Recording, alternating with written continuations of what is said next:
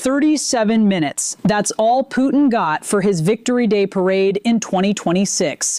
No tanks rolling through Red Square, no missiles on display, just North Korean soldiers and a dictator sprinting off stage like he was late for an appointment.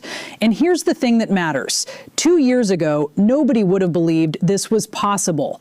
In 2022, if you told me Putin would need permission from Ukraine to hold a parade on May 9th, I would have laughed at you. It was unthinkable. Russia was supposed to be winning. Ukraine was supposed to collapse in weeks. Instead, we're watching the moment when Russia stopped being the decision maker in this war. Ukraine is. So here's what we're going to figure out together. First, why did Putin strip his parade down by 90% and then run? Second, why is Russia launching 1,500 drones in a single night if they're supposedly winning? And third, what does it mean that Russian citizens are starting to see for the first time that their military isn't actually the strongest force on the planet? We'll get to all three. But to make sense of any of it, you need to understand one specific thing about how this war has actually shifted. Russia isn't cornered because they're running out of weapons. Russia is cornered because they're losing faster than they can replace their people. That changes everything. Let's start with what actually happened at that parade. Russian state television broadcast it live across the country. This was supposed to be a celebration of military might. This was supposed to show Russians that their army was unstoppable. Instead, Russians watched their own government put on a stripped-back, pathetic display of what was left. No heavy armor, no long-range missiles, just soldiers marching. And Putin, after 45 minutes, was gone. He didn't stay for the full ceremony. He left early. Now, most people watching that parade didn't understand what they were seeing, but the message was there anyway. Something was wrong. And that's the dangerous part for Putin, because Russians, all they care about is military strength. It's the entire foundation of how Putin sells himself to his people. He's the tough guy. He's the one who stands up to the West. He's the one who makes Russia respected on the world stage. Except now, Russians are starting to see that maybe he isn't. Here's where the second part matters. The same night that parade happened, Russia launched one of the largest drone attacks of the entire war. 1,500 drones in 24 hours, targeting hospitals, targeting residential buildings in Kyiv, targeting civilians. This wasn't a military operation. This was terrorism, and it happened because Russia was mortified. They were humiliated. They had just shown their weakness on live television, and the only response they know how to give is to lash out and terrorize. That's what happens when a country has no other moves left. When you can't win on the battlefield, when you can't win the propaganda war, when you can't even put on a decent parade without looking pathetic, you destroy hospitals. You kill civilians. You prove to the world that you're not strong. You're desperate. Now, some people will say, wait, if Russia is weak, how are they still capable of launching attacks like that? That's the dichotomy everyone's struggling with right now. And it's a real question. Russia isn't running out of drones. They're not running out of missiles. What they're running out of is soldiers. Their troops are being replaced slower than they're being killed. They haven't made a meaningful advance on the front lines in months. Their air defense systems are being moved constantly just to protect a parade. Putin is hiding in bunkers. His aides can't use their phones because they're being surveilled.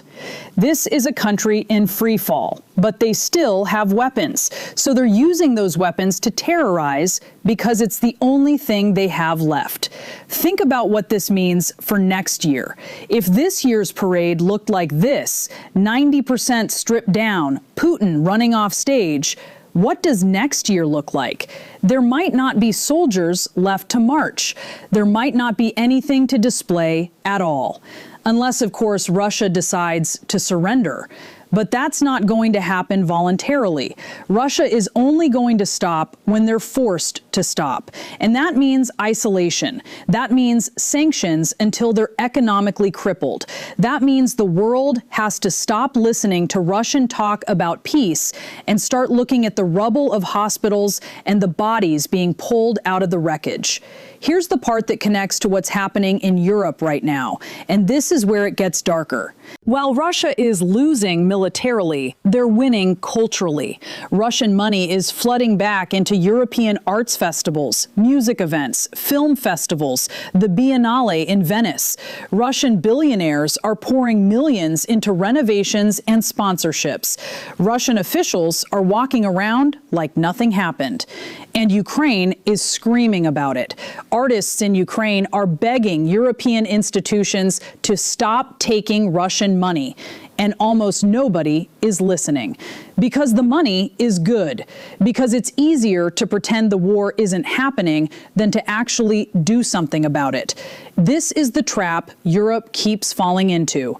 In 2014, Russia invaded Crimea. The world was shocked. Then slowly, things went back to normal. Russian films came back to Cannes. Russians came back to the G7. By 2017, it was like nothing happened. Then, in 2022, Russia invaded Ukraine. The world was shocked again. Sanctions were imposed. Russian culture was banned from European events. And now, in 2026, Russians are back everywhere. At the Oscars, at the Olympics, at opera houses, at film festivals. It's the same cycle of madness repeating itself. And the reason it keeps happening is money. Russian money, billions of it flowing into European institutions. And until the people taking that money are investigated, until they're held accountable, this is going to keep happening. But here's what matters most right now. Putin's parade was a window into the real state of Russia's war.